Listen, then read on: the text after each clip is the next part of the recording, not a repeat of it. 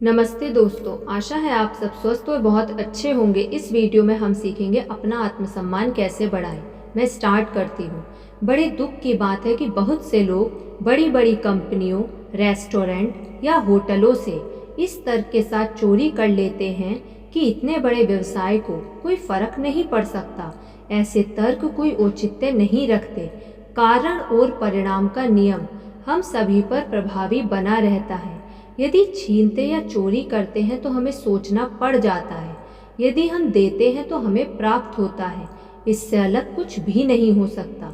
यदि हमारे जीवन में नुकसान ही नुकसान है या गड़बड़ ही गड़बड़ बनी रहती है तो आपको अपनी प्राप्तियों के माध्यम या तरीकों की जांच करनी पड़ेगी। आत्मसम्मान व समय छीन लेते हैं। जब जब हम किसी व्यक्ति को अपराध बोध महसूस कराते हैं तब तब हम उसे उसकी आत्म क्षमता व योग्यता का हरण कर लेते हैं। सही अर्थों में पूरी तरह ईमानदार होने में बहुत अधिक आत्म परीक्षण और स्वचेतना की ज़रूरत होती है। जब हम कोई ऐसी चीज़ ले लेते हैं जो हमारी नहीं है तो उसके परिणाम स्वरूप हम ब्रह्मांड को यह आदेश दे रहे हैं कि हम स्वयं को कमाने लायक नहीं समझते, हम बहुत अच्छे नहीं हैं। हम चाहते हैं कि हमारा कुछ चोरी हो जाए। हमारे ये सभी विश्वास हमारे चारों ओर दीवार खड़ी कर देते हैं जो हमें जीवन की प्रचुरता और खुशी महसूस नहीं होने देती। ये नकारात्मक विश्वास हमारे अस्तित्व का सत्य नहीं है। हम वैभवशाली हैं और जो भी सर्वोत्तम है उसके योग्य हैं। धरती में समस्त चीजें परिपूर्णता से उपलब्ध हैं। हमारी अच्छाइयाँ हमेशा चेतना की यथार्थता से प्राप्त होती है। चेतन में हम जो भी कार्य करते हैं वह हमेशा ही जो हम कहते हैं, सोचते हैं और करते हैं उन्हें परिष्कृत करता है। जब हम स्पष्ट रूप से समझ जाते हैं कि हमारे विचार ही हमारी वास्तविकता निर्मित करते हैं तो हम विचारों का प्रयोग स्वयं के बदलाव के लिए करते हैं। स्वयं के प्रति प्रेम के कारण ही हम ईमानदार होने का चुनाव करते हैं। ईमानदारी हमारे जीवन को ज़्यादा बड़े आराम से सहजता के साथ चलाने में मदद करती है। यदि आप किसी दुकान में जाते हैं और वहाँ कुछ भी खरीदते हैं, उसका भुगतान दुकानदार आपसे लेना भूल जाता है तो यह आपकी आध्यात्मिक जिम्मेदारी है कि आप उसे उसके बारे में बतलाएं। यदि आप जागरूक हैं तो आप उनका ध्यान इस ओर दिलाते हैं, और यदि आपको भुगतान ना किए होने का ध्यान नहीं है या घर पहुंचकर बाद में आप इससे महसूस करते हैं तो बात अलग है। यदि बेईमानी से हमारे जीवन में उथल पुथल उत्पन्न होती है तो ज़रा सोचिए कि प्रेम और ईमानदारी क्या सृजन कर सकते हैं।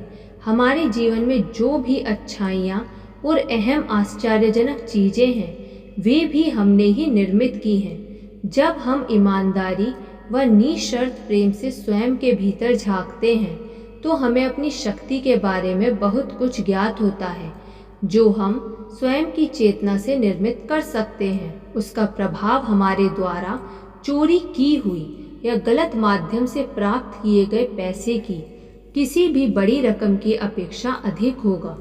हर चीज उस बात का प्रतिबिंब है जिसके प्रति आप विश्वास है कि वह आपके लायक है।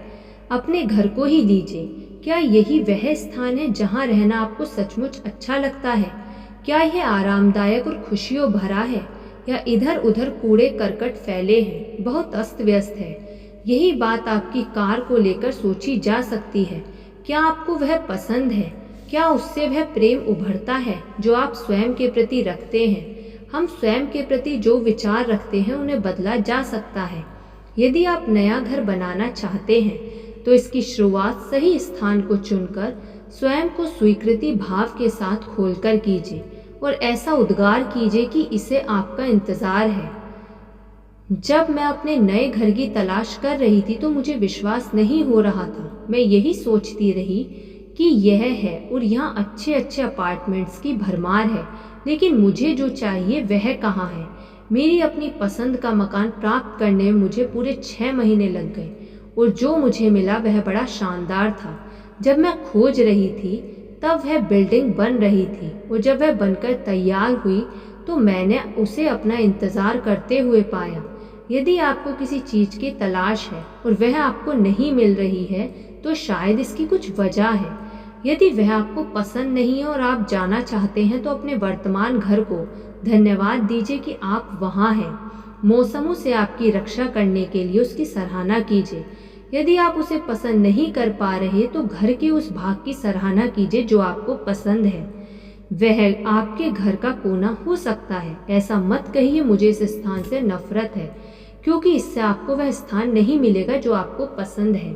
जहाँ आप हैं उसकी सराहना कीजिए ताकि आप एक अच्छे से नए मकान को पाने के लिए खुल सके।